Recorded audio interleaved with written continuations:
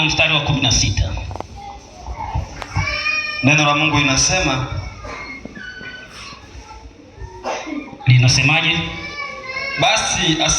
Basi nasema, enendeni kwa Roho, wala hamtatimiza kamwe tamaa za mwili. Kumbe unapokuwa katika mwili kuna vitu viwili vinapingana, mwili na roho. Mtume huyu aliona kwamba na akaliambia kanisa la Galatia, tembeeni katika roho wanangu. Mkitembea katika roho, mwili mtautiisha. Mwili hautakuwa na mamlaka. Mwili hautakuvuta kwenye zinaa na tamaa mbaya, katika rushwa. Mwili hautakupeleka huko. Ukitembea katika roho utalizika na mshahara wako. Ukitembea katika roho utakuwa mkweli. Ukitembea katika roho, mapenzi ya Mungu yataonekana. Akawaambia watu wa Galatia, walivyojichanganya huko duniani wakaleta tabia na desturi hata kanisani, Paulo akapata macho ya kiroho. Akawaambia wa Galatia, tembea katika roho, wala utatimiza kamwe tamaa za mwili, kwa sababu mwili unashindana na roho na roho inashindana na mwili, hata mnashindwa kufanya mnayotaka. Ndiyo maana leo watu wanazini, wanaiba, wanatamani, wakikamatwa majina yao ni ya Kikristo. Wanapopewa wakifikishwa mahakamani, kiapo chake anahitaji Biblia, ni Mkristo na jina la Kikristo. Lakini kwa nini amekamatwa ugoni? Aliuthamini sana mwili wake. Mwili wake ulikuwa unawika, unafanya tamaa, hauna amani. Mwili ndiye adui wa kwanza ambaye shetani anapenda kutumia mwili, na hakuna dhambi inayoweza kukuzinga kwa wepesi dhidi ya mwili wako uliokuwa nao. Mwili utaupamba mwili ili umnase somebody fulani. Utautengeneza vizuri mwili ili umnase mtu fulani. Mwili hili ukwepe sasa, utiishe mwili, usiwe na mamlaka mwili, ni kutembea katika roho. Na ukitembea katika roho utaona kama magari mabovu na utalizika na mamsapu wako aliyopo nyumbani. Wengi wanaacha wakwao, wanaacha wake zao, wanatoka na kwenda katika michepuko ya hapa na pale. Matokeo yake ndipo maisha yao yanafupishwa na kuuliwa na kufa kabisa. Mwili. Walitembea katika mwili. Mwili unaweza ukafanya kuamini kila kitu. Hata mtu anakuja kukutapeli, mwili ukamwamini mtu yule. Lakini ukikaa katika roho utakuwa mwepesi wa kubaini. Kama wanasaikolojia, ukitembea na mwanasaikolojia ni mwepesi kujua wazo lako, hata tabia yako, kwa muda mfupi tu. Maana wanasoma tabia za watu, wanasoma mienendo ya watu, na wanawatambua watu. Ndivyo roho Mungu alivyo mwepesi. Tembea katika roho. Dunia kama kuharibika imeharibika. Dunia kama kutetemeka imetetemeka. Tume mmoja akasema, nikawaona wafu wakubwa kwa wadogo wamesimama katika kiti cha hukumu. Tutapita katika hukumu, lakini roho aliaye Aba hapendi kuona unaangamia, hapendi kuona unateseka, hapendi kabisa. Tembea katika roho. Mkaribishe roho ndani ya mtima wako. Roho atakupeleka katika kuomba, roho atakupeleka katika kufunga, roho atakupa macho ya rohoni, utawajua hata usiwajua. Roho Mtakatifu. Roho Mtakatifu kwa nyakati za jioni, muombe sana awe ndani yako. Mambo mengi, maua mazuri yamewekwa, yanatamanika. Ukiyaona unasema hakika haya ni maua mazuri, ukadanganyika ukayachuma, umepotea. Roho Mtakatifu. Roho Mtakatifu hapendi kujaribu, kuonja, kugusa. Roho Mtakatifu ni wa utaratibu, na Roho Mtakatifu anakuweka usimame kwenye nafasi yako. Sio sehemu sio ya kwako na kwenda kusimama. Sehemu haikuhusu na kimbilia. Roho Mtakatifu ni mtu wa itifaki. Kila mmoja anasimama katika nafasi yake. Ndio maana Mtume Paulo anasema, enendeni katika Roho, wala hamtatimiza tamaa za mwili. Hebu tuangalie Yohana 14 mstari 1 wa 26.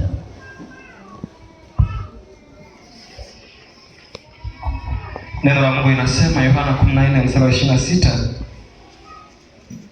lakini huyo msaidizi, huyo Roho Mtakatifu ambaye Baba atampeleka kwa jina langu, atawafundisha yote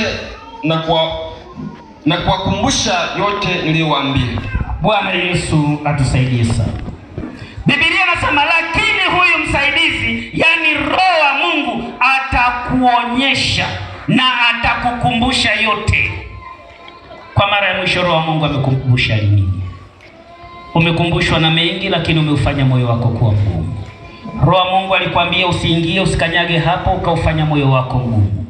Umekanyaga pasipo kanyagika, leo nalia mikono kichwani. Roho wa Mungu naye anakuacha. Roho wa Mungu yeye ni wa utaratibu. Anapoona unakwenda kuanguka, yeye anakushauri usiende huko, utapotea. Roho wa Mungu yeye amejawa upendo. Ni kiburi chako tu, ni kujikinai kwako tu, kujiona unajua.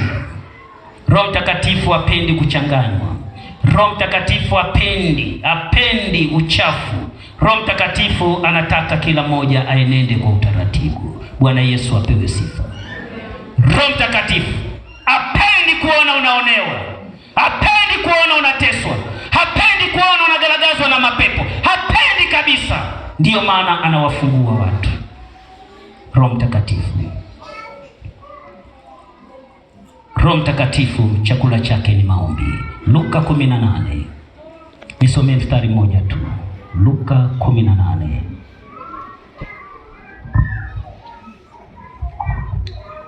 Mstari wangapi? 1. Neno la Mungu inasema, akawaambia mfano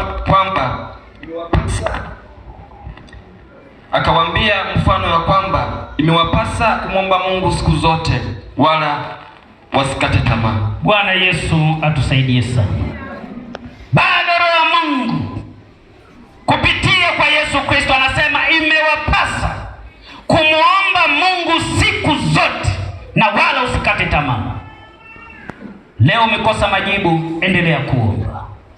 Jibu lako litakuja. Endelea, usikate tamaa. Baba moja alikuwa ni Mkristo mzuri. Baada ya kuoa amekaa na mke wake miaka 5 years. Mke apati mimba. Baba akaamua kumwacha, kaacha na wokovu. Ile hatua ya kumwacha tu, mama anaolewa na mwingine, mama anapata mimba. Baba akaanza kumendea.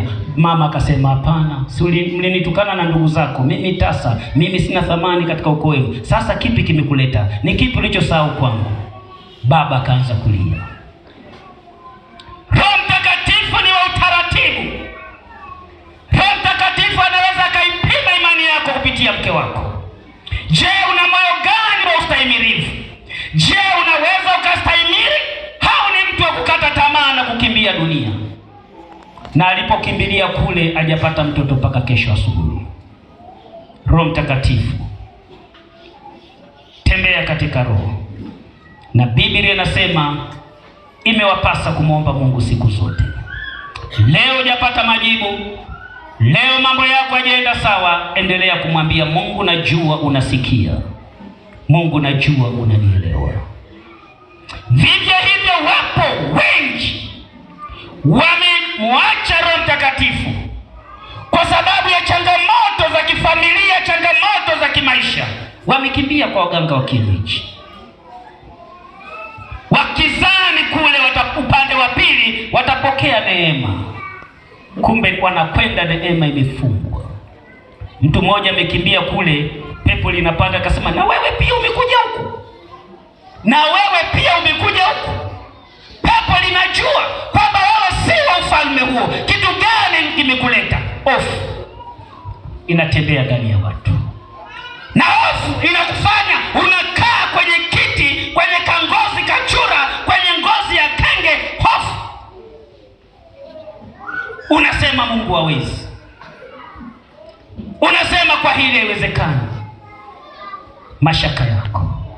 Roho Mtakatifu anasema ombeni Mungu kila siku, na mtu anayemwomba Mungu, Mungu anamtia ujasiri. Bwana Yesu apewe sifa.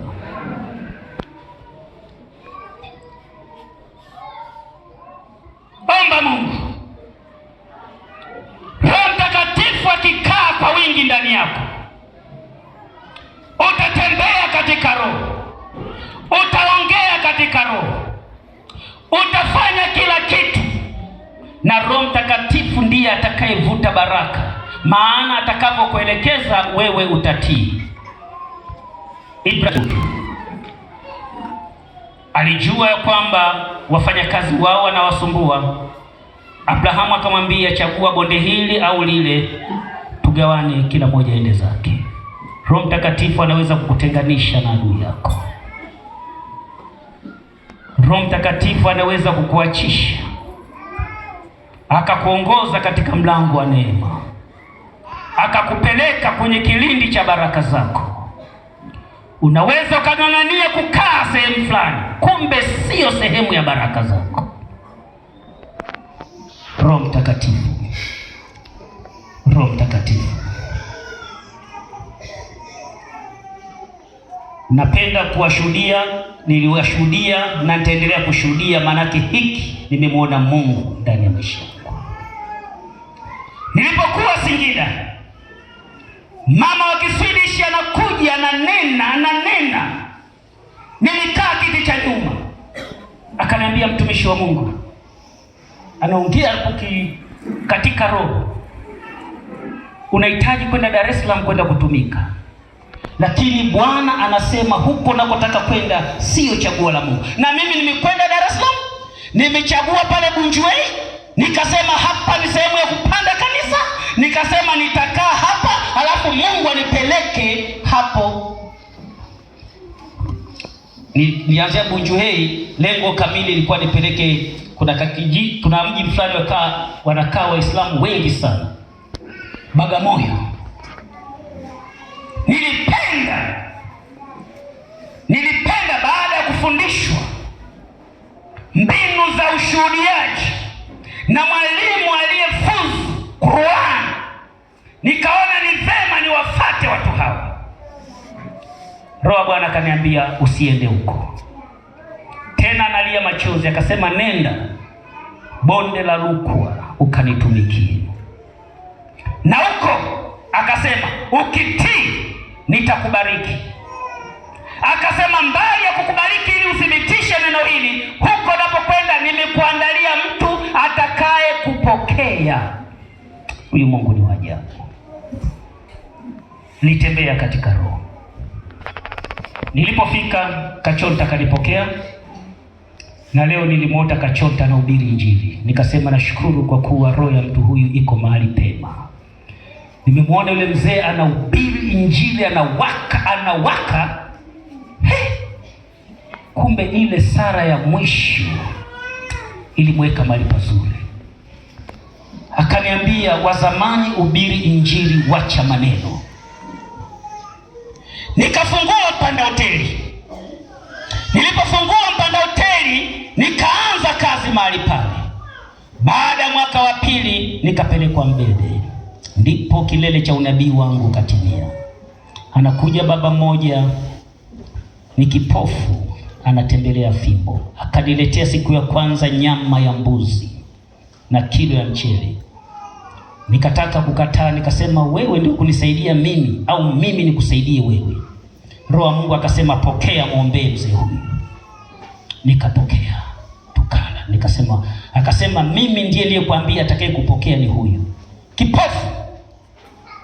Yule baba alikuwa na boma lake, anaanza kukusanya fungu la 10, matobolwa, sijui maparage, mchele, mpunga, sijui vitu gani anakusanya. Ikifika mwezi wa 7 analeta na tela lake nyumbani. Nikasema, Mungu nakushukuru kwa kuwa unanijua. Yule nabii aliyetamka akasema, utakinywea kikombe na usipokata tamaa nitakuinua. Na kweli kikombe nilikinywea. Kama uchawi ulirushwa sana juu yangu, kama maneno yalirushwa sana juu yangu, lakini nilitembea katika ramani ya Mungu, na mpaka sasa naishi kwa hilo. Roho Mtakatifu